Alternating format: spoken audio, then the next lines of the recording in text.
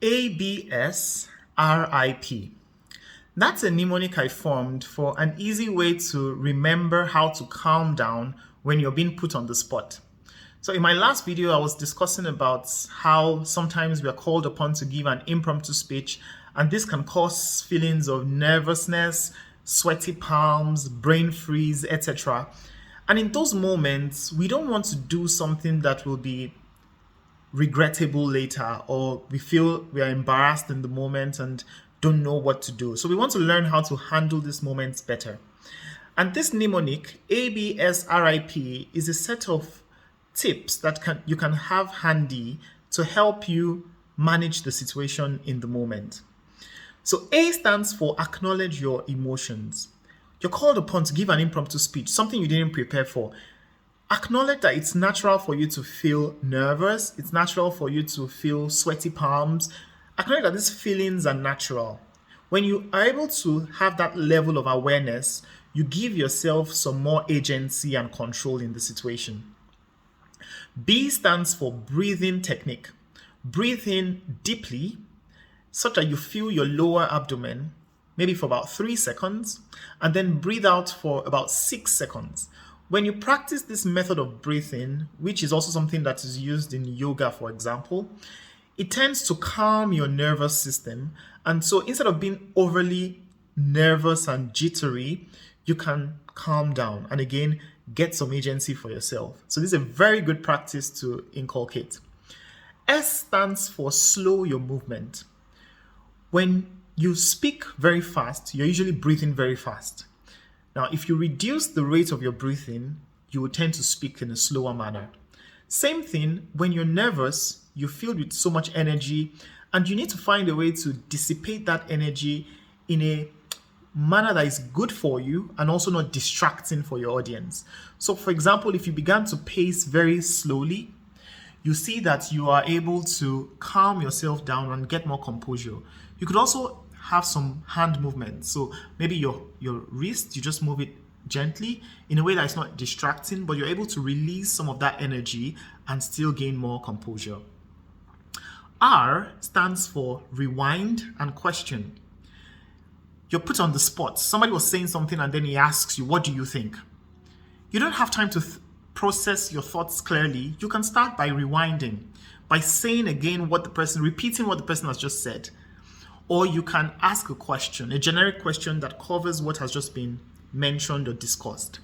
So for example, you're in a Teams meeting and then someone is speaking about a new strategy to take a product to market, and then he asks you for your thought. You can say something like, so here what we're looking at is how we can take product X to market. We've discussed the customer segmentation, we've discussed the features of the product that are most relevant for the customer, etc. Now you're buying a bit of time, but it doesn't hurt to repeat something and refresh people's memories. So nobody's going to hold you for that. So that's a very good tip you can use to, again, gain more agency and more control.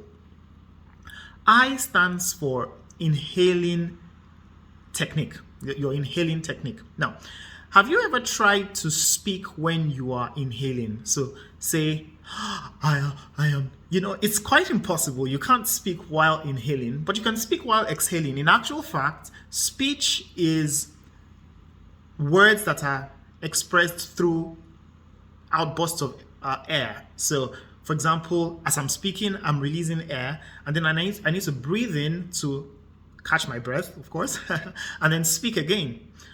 The trick here is many times we have filler words because we are trying to process what to say next, but then there's still breath in our lungs. So try to, and this is an exercise, you try to end your sentences when you're out of breath. So when you breathe in, you're not going to have to or ah or like. It's a technique you have to practice it actually. I started practicing it recently and it works. Try to end your sentences with you being out of breath. And so instead of saying you can breathe in and you're quiet and then say what you have to say next. It's something that it's a little bit, it takes a bit of practice to do this. So this is one thing you should work on, but it's a great tip.